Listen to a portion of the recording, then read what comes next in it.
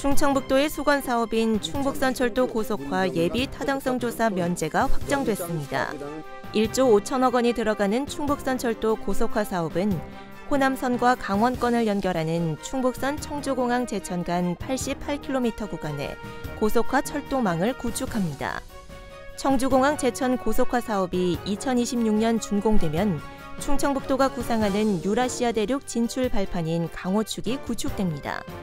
이외에도 정부가 발표한 예비 타당성 조사 면제 대상 사업에는 평택고송 복복선화, 세종 청주 고속도로, 제천 영월 고속도로 등으로 충북 관련 사업 4건이 포함됐습니다. 지난해 충북경제는 투자 유치, 수출, 고용 등 모든 지표에서 전국 우위의 성과를 지속했습니다. 민선 6기 투자 유치액은 43조 7,707억 원으로 목표 금액 40조 원을 초과 달성한 데 이어 지난해 투자 유치액도 8조 5,973억 원에 달했습니다. 지난해 충북 지역 연간 수출액은 역대 최고치인 232억 달러로 2017년 도정사상 처음으로 200억 달러를 달성한 지 1년 만에 또다시 기록을 경신했습니다. 이에 따른 연간 수출 증가율도 16.2%를 기록해 전국 증가율인 5.5%를 3배 가까이 뛰어넘었습니다.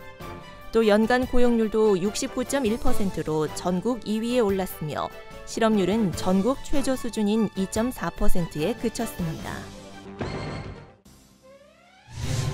충북도의회는 제370회 임시회 2차 본회의를 끝으로 새해 첫 임시회를 마무리했습니다.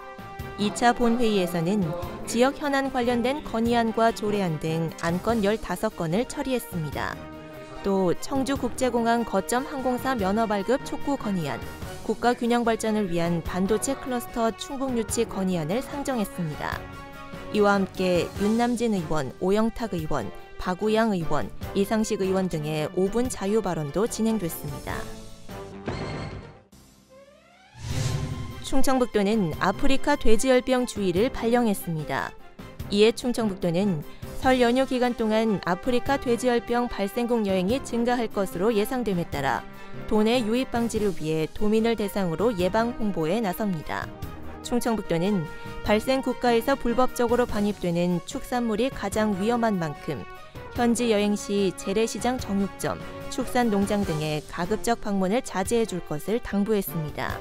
충청북도 관계자는 아프리카 돼지열병은 국내 사전 예방이 무엇보다 중요하다며 도민들의 적극적인 협조가 절실하다고 말했습니다. 알림마당입니다.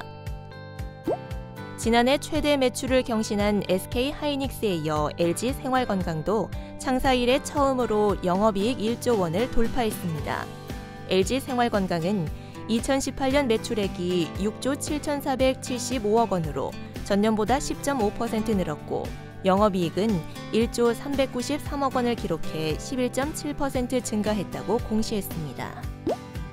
청주시가 자영업과 소상공인의 고충 상담 등을 위한 소통 창구 운영 등 다양한 지원책을 마련했습니다. 청주시는 연 2% 내에서 대출을 돕는 소상공인 육성 자금을 올해는 200억 원으로 확대하고 소상공인에게 매월 만원씩 1년 동안 지원하는 연금 제도인 노란우산공제 희망장려금을 기초지자체 최초로 시행할 방침입니다.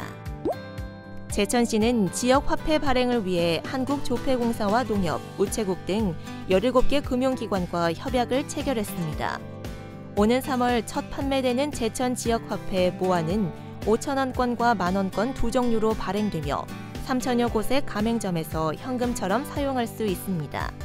제천시는 올해까지 100억 원 규모의 모아를 발행할 계획입니다. 증평군이 고추와 부추, 사과 생산 기반 구축과 지역 특산물인 증평 인삼 생산자재 지원 등 인삼과 특용작물 육성에 올해 12억 원을 투입합니다. 또 지역에서 생산한 농특산물 유통 활성화를 위해 마케팅 지원과 포장재 지원 사업도 추진합니다. 정보마당입니다. 괴산군은 문화가 있는 날을 맞아 최신 영화를 상영합니다.